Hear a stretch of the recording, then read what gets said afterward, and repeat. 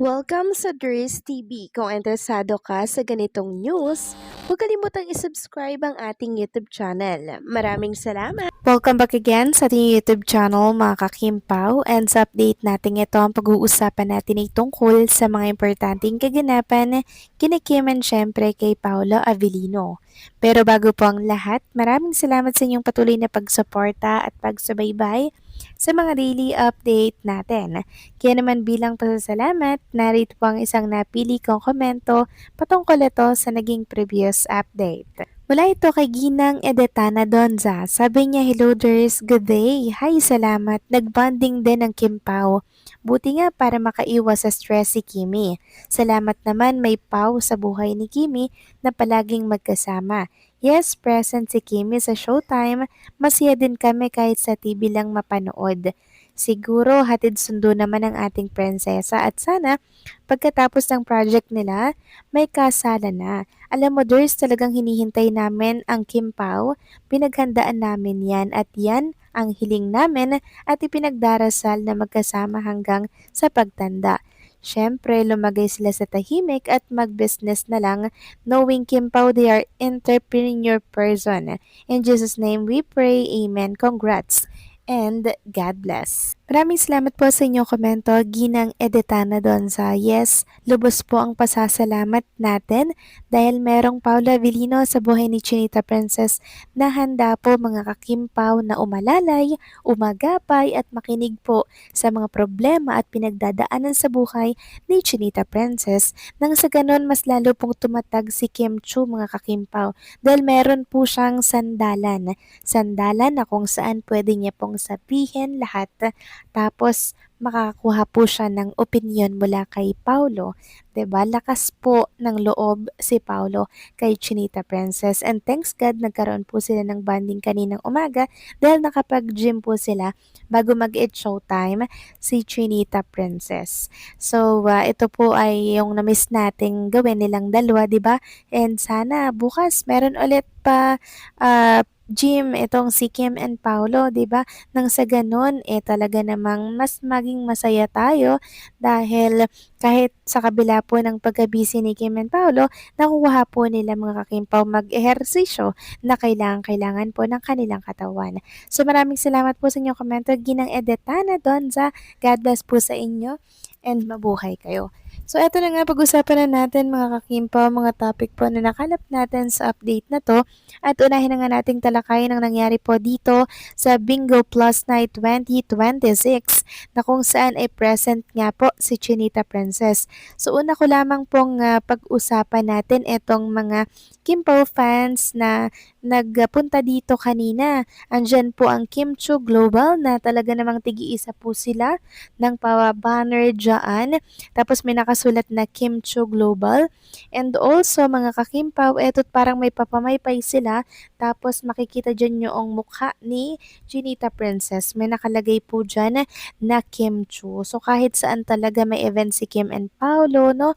Or si Kim Chu individually, ang dami po talagang sumusuportang mga fans, 'di ba? So nakita natin kung gaano po nila kamahal at sinusuportahan si Kim and Paolo. Talagang unconditional po, no, unconditional yung ginagawa nilang pagsuporta. At ipapakita ko na lamang din po sa inyo mga kakimpaw ang ilang picture ni Chinita Princess sa Bingo Plus Night for 2026. So ayan po, may dalawa tayong kuha dyan na kung saan nakaupo nga po si Chinita Princess sa isang sofa na kung saan ay color violet, napaka-eleganteng tingnan, ano? And also mga kakimpaw, nag-change outfit na rin si Chinita Princess after po nito. At ang pinalit niya nga po mga kakimpaw ay isang gown na talaga namang napakaganda mga kakimpaw.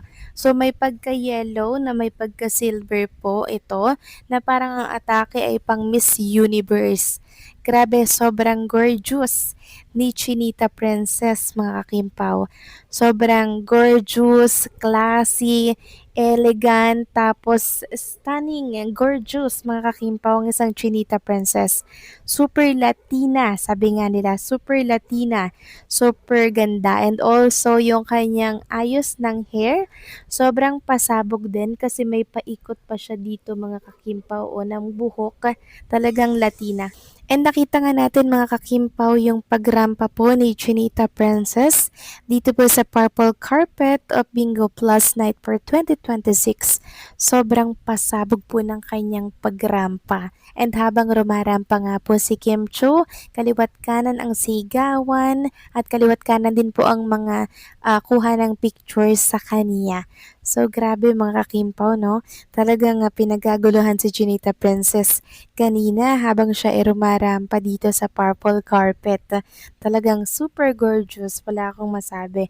Sobrang ganda mga kakimpaw. And dahil nga po dyan sa napakagandang Chinita Princess kanina, marami po ang nagsasabi na nako, napanganga na naman si Paula Avellino sa sobrang ganda, sa sobrang gorgeous ng isang Chinita Princess. Sino ba naman ang hindi mapapatingin? Sino ba naman ang hindi mapapanganga sa ganito kagandang babae, 'di ba?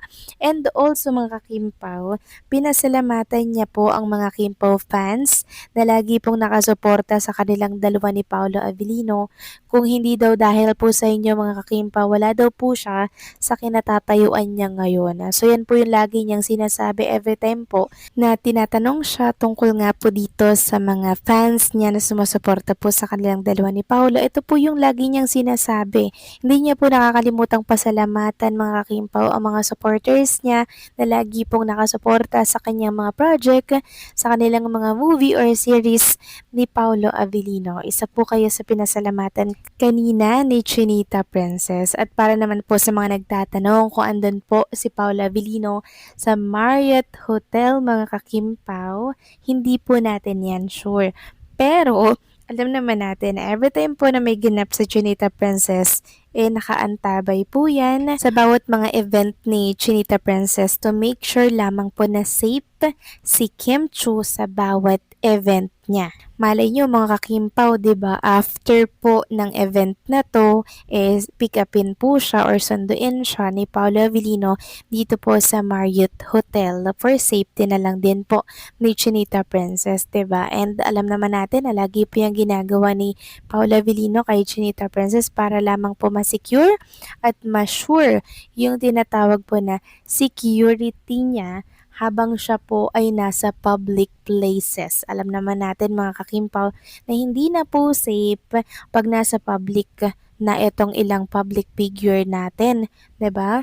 Kaya naman si Paulo mas mainam nga po na pick upin niya na lamang or sunduin niya si Chinita Princess after po ng event niya para po dito sa Bingo Plus. And bago po matapos ang update natin, i-congratulate lang natin si Chinita Princess sa isang pasabog na pagrampa niya nga po mga kakimpaw dito po sa purple carpet ng Bingo Plus. Kudos kay Kim Chu dahil every event niya talagang pinaghahandaan niya. Gusto niya po laging binibigay yung 101% na best niya para nang sa ganun mga kakimpaw ay walang masabi itong mga sumusuporta sa kanya and also sa mga taong nakapaligid po sa kanya. So paano mga kakimpaw, hanggang dito na lamang pong update natin at maraming salamat sa inyong patuloy po na pagsuporta.